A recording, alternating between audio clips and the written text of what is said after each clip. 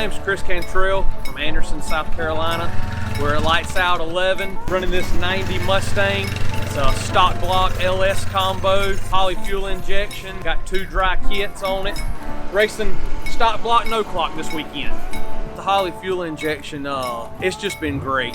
With this being a stock block combo, we have to really run it on the ragged edge to be competitive in this class, and the Holley just gives us so much versatility, so much tuning information. We run the progressive, naturally do all the timing, the fuel tables, the curves. We run everything through the Holley. We have just installed a Smartwire in the car this year. We've been really pleased with it. Yeah, it's our only onboard system. The only thing we're not accessing right now is the traction control, and I think it's something we're going to try to move into the next few races.